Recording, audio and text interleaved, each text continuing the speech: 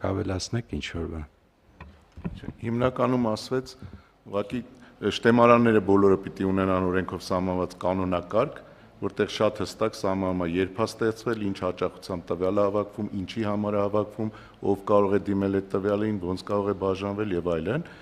Կառավարչական համակարգը դա է ունենում։ Բայց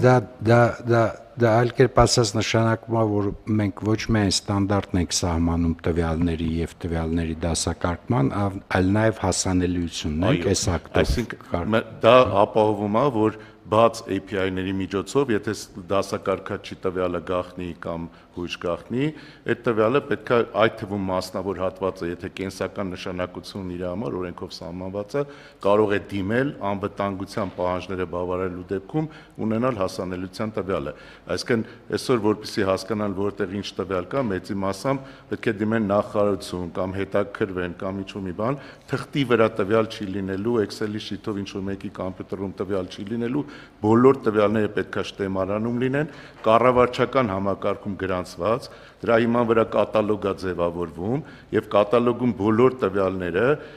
բաց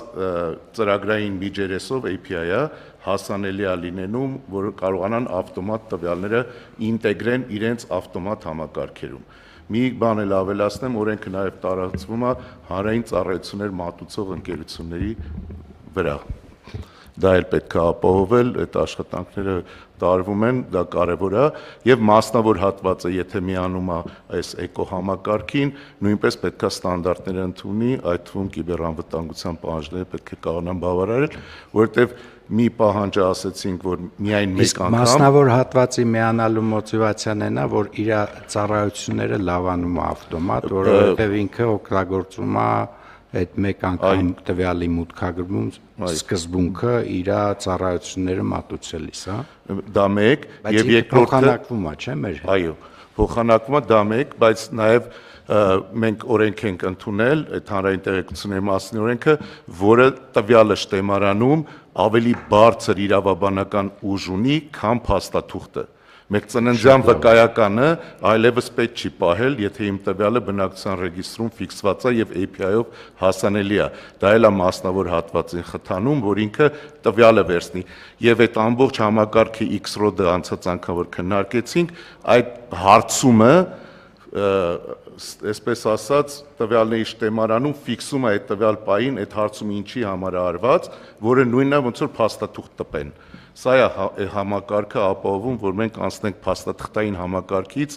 տեղեկատվական կամ թվային համակարգի։ Եվ եւս մի բան եմ ուզում կարևորել, բայց այդ մասը պարոն ներողություն եմ խնդրում, հիշեք ինչ եք ասելու, բայց մի պահ ընդհատվենք հաշվի առնելով մեր ցավոտ պրակտիկաները։ Հիմա պարոն Դադունց, կարող ունենանք մի իրավիճակ, որ sense ջանքներ դնենք, կարգի բերենք այս տվյալների շտեմարանները, վերջում մի հատ դատավոր պարզի, որ չէ ճիշտը թուղթն է։ Ես դա հենց այդ ռիսկը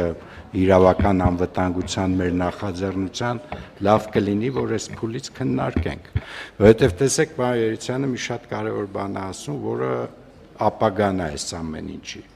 որ քաղաքացու վերաբերյալ տվյալը էլեկտրոնային ըստ էության քաղվածքը ինչ որ համակարգի վավեր իրավական բարձրագույն իրավական ուժ ունեցող կոնտենտ է, չեմ ուզում ասեմ փաստաթուղթ է, որ էլի չնույնականացնենք թղթի հետ։ Հիմա սա փորձաքննություն արվել է կամ խնդրեմ մի անգամ էլ անենք, որպեսզի հետո սուրպրիզներ չունենանք։ Նորից կնայենք բան փոխվարչապետ, բայց օրենքի ձևակերպում եթե հստակ լինի, որ դա ունի բավարար իրավական ուժ եւ հիմա էլ դատավարությունների թվայնացմանը զուգահեռ, հիմա դատաներում նման խնդիր ըստ էության չի էլ արձանագրվել, այսինքն եթե դատավարական օրենսգրքերում ենք ունենք կարգավորումներ, որ էլեկտրոնային համակարգի միջոցով ներկայացված հայցադիումը եւ փաստաթղթերը դրանք վավեր են, փաստաթուղթ նկատում էլեկտրոնային ստորագրությամբ կամ էլեկտրոնային տվյալները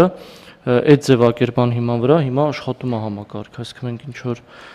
ռեալ խնդիրներ այստեղ չենք հայտնաբերել, բայց պարոն Դադունց, ասեմ մտավախությունս գալիս է էլեկտրոնային ծանուցումներից, որ միասնական պրակտիկա չեմ զգում մինչև օրս։ Չնայած որ կարծում եմ, որ օրենսդրությունը բավարար հստակ ասում է, որ էլեկտրոնային ցանուցումը պատշաճ ցանուցում է, բայց այնուամենայնիվ լինում են դեպքեր, որ տենց ինչ որ միանշանակ չի կալումները։ Ուզում եմ ասեմ, որ այս փուլից սկսած մենք պիտի այնպես անենք, որ բոլորի մեջ բոլոր պրակտիկաներում հստակ ամրապնդվի, որ մենք գնում ենք տվյալների իրավական լիարժեք ուժի սկզբունքով։ Հակառակ դեպքում մենք երբեք չենք ունենա թվայինացում, ինչը նշանակում է երբեք չենք ունենա քաղաքակիրթ ծառայությունների մատուցման հնարավորություն, ինչը որ անթույլատրելի է։ Եթե անհրաժեշտություն կա ինչ-որ լավարկումների կամ փոփոխությունների օրենսդրական, իմ խնդրանքն է, որ զուգահեռ անենք, որպեսզի երաշխավորված լինի, որ սա այսպես է։ Ոչ թե մենք ենթադրենք, որ այդպես է գրված օրենքում, այլ ուղղակի երաշխավորենք։ Շնորհակալություն պարոն փոխվարչապետ եւ նաեւ կխնդրեմ մեր գործընկերներին, ովքեր իրենց